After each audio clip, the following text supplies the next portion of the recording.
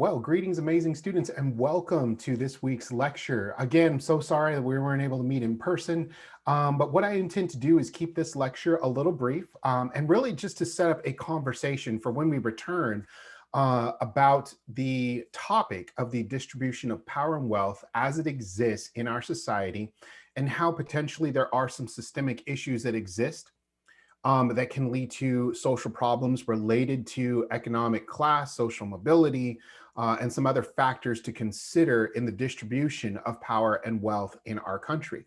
So that will be our focus for today's presentation. Again, pretty short, a little brief, just enough to whet our appetites for when we return later this week for class. Okay, so what I'm going to do is I'm going to go ahead and share my screen with you all, and we'll get started with a quote actually from Plato. And let's start with that. Right. So Plato had said, a city, however small, is in fact divided into two. One, the city of the poor, the other, the city of the rich. These are at war with one another.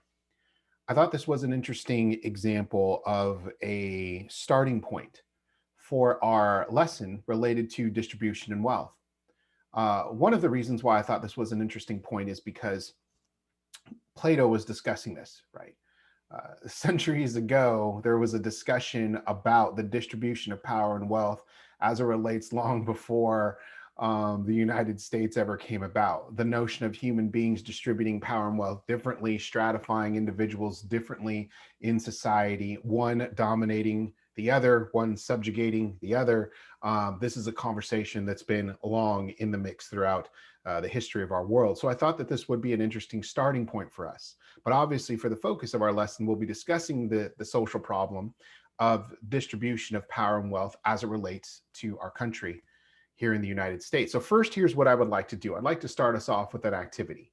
I'd like in your mind to go ahead and complete the following phrases in your mind. These phrases may seem very familiar with you, and I'm anticipating you probably know how to complete most of these phrases. So pop quiz, right? No points adjusted for this. Relax, it's going to be okay.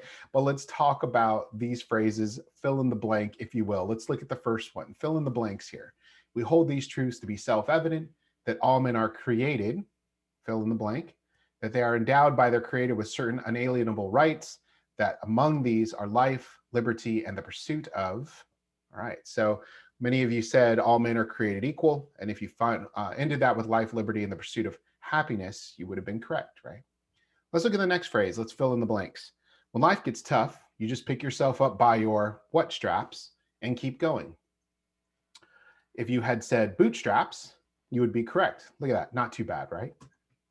Let's look at another phrase. When life hands you lemons, what do? Right? Some people say you make lemonade.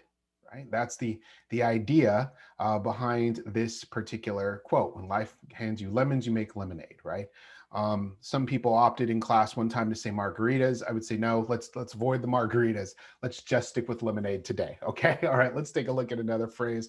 America is the land of, and if some of you said the brave, you would have been correct, right? Is this country? I can be whatever I want to be. This is the entire premise of what? Many of you might have said the American dream, right? The premise of the American dream is here in this country, in the United States, I can be whatever I work to be, right? So if I have a dream, if I work hard enough, I can obtain that goal, right? So good job completing these phrases. I'm sure many of you got most of those right. So let's examine these a little bit. What's your American dream? I want you to think about that for a second, right? So rather than do this group, we'll do this as a reflective activity individually. Think about um, what is your American dream? Right? And what was your family's American dream? Growing up, what did you hear generations before you, your parents, your grandparents discuss about their American dream? Discuss what led or consider what led to the success of this dream or what is in the way of you and your family achieving this dream. So if you're still on that journey to achieving your American dream, what are some of the obstacles that are presented ahead of you? For those of you who achieved maybe the American dream or saw your parents or grandparents achieve their American dream, how did that happen? Right? Where did that come from? And let's look back at these phrases for a second. Right? When we talk about these notions of we hold these truths to be self-evident, right? That all men are created equal. the guarantee the pursuit of happiness, not to happiness, but the pursuit. When we talk about life gets tough, just pick yourself up by your bootstraps. Well, when life is a little tough and you get lemons, try to do the best you can with it, right? Make lemonade. America is the land of the free, is what we've been told growing up. And in this country, I can be whatever I work to be. This is the entire premise of the American dream. These are many familiar phrases to us growing up, right? We grew up with these, thinking about these in kindergarten, in first grade, in elementary school, and we learn these phrases.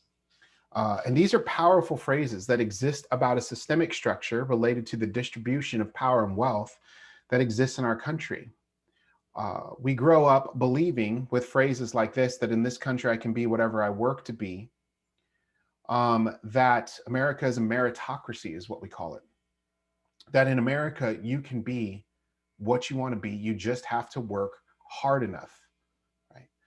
America is the land of the free, is that we're taught, but so many times, as we've learned and discussed in many courses that I teach along with social problems, that America does afford freedoms to its citizens, but those freedoms may be limited based on how we are stratified in this country, stratified by things like race, by gender, by even religion or ability, or in this case, socioeconomic status, that there are certain larger systems that are at play, that can at times open the floodgates for opportunities and freedoms or close the door to others. So could anyone ever achieve their goal in the United States if they work hard enough? Perhaps, yes. But that doesn't mean that everyone puts in the same amount of effort to get to the same place. Some people have to work harder than the next person in order to achieve some of the same things in their lifetime, if they're able to achieve those in their lifetime at all. So what I'd like us to consider then is this notion of meritocracy and what we refer to as individualism in the United States. We see ourselves as a meritocracy in our country. We see ourselves as individuals. A lot of us put an emphasis on being an individual, being our own person is what we see, right? And that we want to be original, we want to be individual. And so in our country, in the United States, success is often tied to work ethic and achievement. If you work hard, you get rewarded. That's what we believe in our country. And with individualism, as we see it in the United States, our success is dependent upon the inherent value and worth of the individual. If you make $1 million, good job for you. You were driven, you were motivated, you were a hard worker, you were disciplined, you are a good person, good job. Societal factors, influences, and systems don't matter because you are an individual. So it doesn't matter if some people are treated different by their color. You just got to pick yourself up by your bootstraps and work a little harder. It doesn't matter if you were restricted in getting a loan, or if you got a shady loan from a home company because they saw your skin colors or identified your race, and on top of that, saw the neighborhood you were applying for because you were limited income. So it doesn't matter that you were given a shady deal in terms of your loan. If you can't afford your mortgage, pick yourself up by your bootstraps, right? Make lemonade out of lemons. It's on you to get over those obstacles. This is what we examine as an individual sense of society. Systems don't matter at play. I can be what I want to be. Yeah, my life sucks because a lot of things have been thrown my way, but ultimately I've got to overcome that in an individualistic society and earn what I want. If you say there's something you want, there's a mentality that then it's up to me to take it. And so if you're rich, you are deemed in our society as you're hardworking, you're successful, you're focused, you're intelligent, you are deserving of that wealth that you accrued. If you're poor, in this society, in the United States, then we oftentimes begin to associate the poor with things like laziness, that maybe they're sick, maybe they're disabled, maybe the poor are less deserving than those of the rich. Because you know what, if you want a job, just go out and get one. Why don't you just go out and get a job, right? Without considering the systemic factors that are included in that. Did something to deserve your current state? What did you do to end up poor? What mistakes did your family make to end up poor? This is a notion of shaming the poor, which we're going to talk about later, not today, but in our class lessons. And so there's an understanding, an inherent flaw within the notion of meritocracy and individualism, where the worth of the human being is also based off of our net worth. That if we're middle class, we're doing okay. Yeah, maybe we won't be as rich as others, but you're not a bad person. You're scraping by, you're hardworking. But if you're homeless, if you're living in your car, if you are between jobs, if you've just been released from incarceration, there is an inherent flaw within the individual, which makes them less deserving of earning that. When in reality, what we see in the top 1% of wealth in this country is many individuals inherited their wealth from others. And we're going to talk about the difference between richness, being rich and being wealthy as well. And oh, perfect. So this leads us into that. So if you notice, I said wealth, right, in the last slide. I talked about those that were wealthy and not necessarily those that are rich. That's because there's a difference between being rich and being wealthy, okay? Consider then that there are some individuals that may be rich and other people that may be wealthy. That doesn't mean that in society they're stratified in the same way, that they sit on the same plane. In fact, you could be rich, but that doesn't mean you necessarily can walk in the circles of being wealthy. Okay, and let me explain that for you. Rich would be individuals who make a high income. They make a lot of money each year, but more of that money when you're rich is spent than saved. Okay, so an individual may make lots of money. Right. Think about an individual maybe that came from a place of poverty, didn't have money growing up, and for some reason, maybe it was an invention, maybe it was a skill, a talent, or something that brought them into the limelight, right? Maybe you won the lottery, whatever the case is, you didn't have money. Now you have a lot of money. And what you do with that money is you spend it, right? So you buy a nice big house and nice cars, and you upgrade your house with maybe a pool or something like that, right? And then you say you spend that money, but you don't necessarily pack it away. You're living the life, right? And so assets are accrued via loans for the rich because you still have a lot of money, but that money depends on long-term income. It doesn't mean that that money's going to be there tomorrow. If you don't write the other book, the money can go away. If you get injured and you can't play anymore, the contract goes away. If your business that really hit it off suddenly tanks due to COVID, that money goes away. You are no longer rich. And so what happens is that in order to gain more assets, you end up taking out more money in order to purchase those things. Now, there's a difference then. There are those that are wealthy. Wealthy is the accumulation of assets, not just having a large income. You are able to accrue things, own things, okay, without a loan. That's the difference here between rich and wealthy. So consider this for a second. If someone's wealthy, they're not coming from one generation necessarily of money. They're coming from multiple generations where their parents were wealthy and owned assets and had a high income. And their parents were wealthy because they owned assets, accumulated them, and had a high income. And what happens is the wealthy then generally are able to save about 15% or more of their total paycheck. Okay, 15% just going immediately into a savings. And what happens? Assets then, things that we own are accrued via trading and selling of other assets. No longer does a wealthy person have to dip into their pocket, into their savings account, into their checking, right? Think about this. Think about a major individual that's wealthy that owns, let's say, a huge collection of vehicles, right? I'm a car guy, so I love this. I look at car owners, right? Like David Letterman, and some Adam Carolla and some others that own a major, just beautiful cars. And I look at the warehouse full of cars that they have. That's wealthy. That's wealth. When you're sitting on a collection of cars that you don't have payments on every single month, and you look out and you see not just a $60,000 vehicle, right? But let's say that you see a nice $1.2 million vehicle, ultra rare, only one of a kind made that you want. You don't stop for a second and say when you're wealthy, should I go? I wonder what interest rates are at the bank. I wonder how I might be able to afford a loan and what the payment would be to get that $1.2 million supercar. No. Instead, what you do is you look at your stall, right, of cars, and you said, maybe we can work out a deal. I've got 3 collector cars that are here. Wow, I bet you I could trade 3 of those in for one of that supercar that I like, or maybe the owner, if I have to dip into a little bit of cash, dip into my savings, offer them 2 cars plus a little bit of cash. It's all bartered, okay? But you're using assets to accrue other assets. You're not dipping into a loan for that. Assets then are invested and generate more income than your actual job. So all of that money that your family has sitting in the bank is family money. and it collects interest. And when you have hundreds of millions of dollars year to year, you are making money off of the assets and the investments that you have just through the interest that accrues without working a day to advance those assets, the wealth of those. Think about that. The individuals actually make money off the money that is sitting in their accounts and their assets every single year, but they work the same job. They just have an income coming in on top of that. Assets are then passed down and inherited and exist in multiple generations.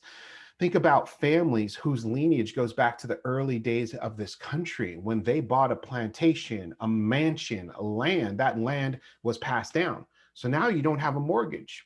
And if you had a little money in the bank, that money becomes yours, which gives you the freedom to go for an education, to not have student loans when you're done, to pursue interests that you want to pursue, to expand the business with the resources that you have, to market it differently and make more of a profit, to actually have downtime, to not have to work because you're living off the interest that accrued off of your family's assets. This is the notion of wealth. And finally, lifestyle represents part of the means. Lifestyle, then, therefore, when you're rich, you get excited about the Gucci glasses because it's the first set of Gucci glasses that you owned, okay? When you are wealthy, you own part of Gucci. Okay, you don't only purchase the glasses are given to you because that's part of your ownership or involvement in the company.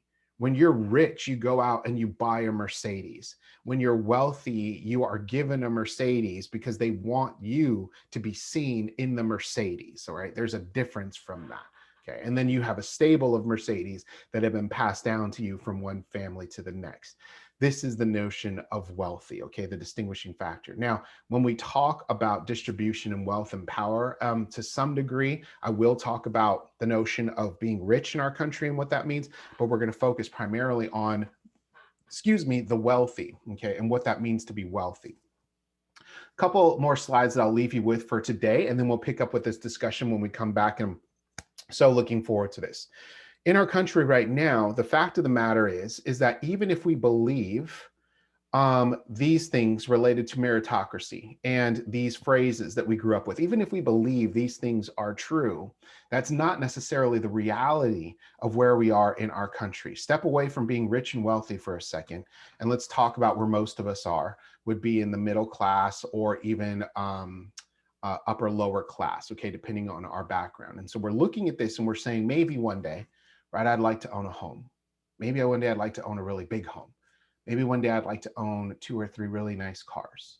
Maybe one day I want to have the liquidity, the money available, the cash available to just go on vacation and not worry about how I'm going to necessarily pay for it or not save up for 2 or 3 years to go on one trip, right? This is the notion of wanting to improve your situation financially and to move up, what we call social mobility, to move up in the rungs of the distribution of power and wealth in our country. Statistically, though, what we see, though, is that the likelihood of persons moving up in the wealth distribution in our country is actually lower in the United States than any other industrialized nation. We lack the essence of social mobility as compared to other industrialized nations.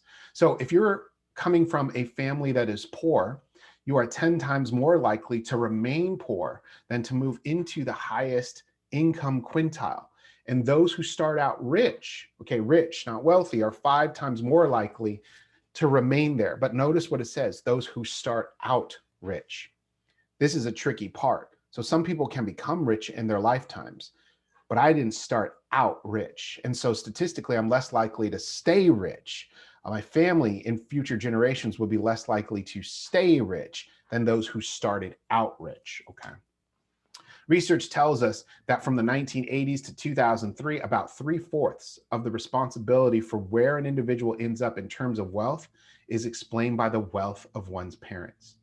In other words, social mobility, your ability to move into the next class of socioeconomic status in the society, is not based necessarily off of what you do, but 75% of it is based off what your family has already done or not done to change your status. Pretty powerful, right?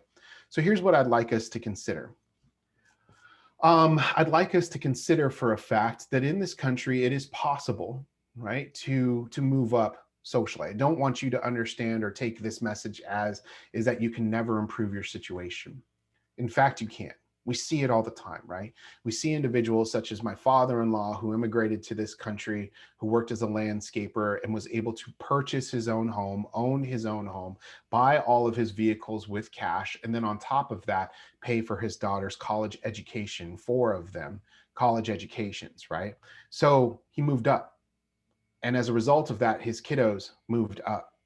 But the work and the effort that needed to be done over his lifetime to accrue those assets, which albeit are still modest by America's standards, he doesn't live in a mansion. He has a Chevy, right? Not a Ferrari, right? And many of his family then attended different universities, all huge accomplishments. But that's different from owning a mansion in the Hollywood Hills. It's different from collecting vehicles. He was able to achieve upward mobility in his life. But other individuals who maybe did not immigrate to this country, that were born into different circumstances, financially, socially, culturally, whatever the case were, moved ahead in their lifetime at a faster rate and higher rate than that of my father-in-law because of these other social factors. So I'm going to ask us to consider for a moment that as we continue our conversation, moving into our next class, to consider then understanding that in society here, based on systemic powers that exist related to the distribution of wealth and power, which I'm going to demonstrate to you in our next class, we don't live in so much of a meritocracy that we may think. Right? Maya Angelou had said, we have to confront ourselves. Do we like what we see in the mirror? And according to our light, according to our understanding, according to our courage, we will have to say yes or no and rise. That's a tough part sometimes about the American dream. It can break a lot of hearts. All of us, when we grow up thinking America is the land of the free, that all you got to do is put in a little more effort, put in a few more hours, right? And you can have that dream. You can have that dream house, that dream vacation, that dream car. What we see when we examine the social problem of the distribution of wealth and power in this country is that there is an elite top 1% who are not just rich, they are wealthy. They control the distribution of wealth and resources in this country. And as a result of that, our ability to move up financially in this country is limited to a certain degree. That's hard sometimes for us to look at the mirror of our country and say, are we really a meritocracy? And to what degree is that a fact in our lives, right? And so letting go of meritocracy is challenging the virtue and innocence of America. And considering that we live within a culture of cruelty, what I'm going to demonstrate to you in our class is not only that some individuals, no matter how hard they work, will not obtain the same upward mobility as others in our society due to the systems that exist, but in fact, we have established a pattern in this country of a culture of cruelty in where we systemically maintain keeping, subjugating those that are poor, the disenfranchised, the disinherited, keeping them in a place of oppression, rather than making attempts in this country to right the wrongs that we've done with the distribution of wealth and power and lift them up. Okay, so we'll start with an exercise next week. I'm going to give you a little sneak peek of that when we get back together. When we get back for our next class. I'd like you to consider then and just give some thought to this, and we'll start with this in the next class. You're assisting a low-income family and applying for nutrition assistance and Section 8 housing. When visiting their modest apartment in a low-income area of town, you notice that the family has the following possessions. They have these things, all right, in their home, right? So they've got things like an iPad, they're driving a Mercedes, they've got a nice big screen TV, they have the newest PlayStation, I think we're on PlayStation 5 now, and they've got Wi-Fi, all right, and they've got the newest smartphone, the newest technology, so like the 12, right? The family is applying for nutrition assistance because the father has been unable to find work for over a year, and mom is now working 3 jobs to try to make ends meet. One of the children have medical bills from a previous medical procedure, and the mom makes minimum wage at all 3 jobs. You walk into their home, and this is what you see. I'd like you to consider then some following questions. How did they get those items? Where do you think those items came from? What are your impressions about the family, hearing the financial situation they're in, the fact that they're applying for Section 8 housing, government assistance, okay, paid for by tax dollars, and yet they possess all of these things. Let's talk about that for a second, or think about that, and we'll lead off with that in our next exercise, okay, when we get back together. So that's it for today. I want to leave us with that. I hope that was helpful. Now, I know you're probably going to have a lot more questions for me. You're going to be wondering, Dr. Mako, can you tell me more about this notion of abandoning meritocracy and our understanding of it as it exists in this country? Tell me more about social mobility. Tell me, how is it that you can be wealthy and oppress others when I can donate to charitable organizations and all of these things? We'll talk about all of that, okay? But I wanted to set up the conversation so you came with questions to the next lesson. So for the purpose of today's lesson, I want to thank you for that and end with our centering verse for today, which comes from Matthew chapter 6, verse 34. Do not worry about tomorrow, for tomorrow will worry about its own things. Sufficient for the day is its own trouble. I know that many of you at certain points in the semester have a lot on your plate because you're taking other classes, you've got other projects, papers, assignments, and on top of that, we're finishing up a school year where you have spent the bulk of your time, your entire school year up until this point, remote distance learning, right? And so I know many of you miss the classroom and are eager to get back into it. Know that I am as well. Right? Know that I can't wait to see you all on campus in person one day, and that offer will still extend where if you want to come over, give a high five or a hug, I'm willing to do that and say hello to you all in person. Our word for today will be hope, right? And so I know that as we approach this point in the semester, you can feel a little doubtful. Maybe you're worried about your courses. Maybe you're worried about the completion of this year. Don't give up. Keep pushing forward. You'll be fine, right? And continue to hope. And know that at this point, things will change, right, for the better. We'll see each other in class again, all right? So at this point, I'd like us to put our hands and feet in a nice, comfortable position. Let's go ahead and push out all those worries or concerns, right? Jesus tells us, don't worry about tomorrow.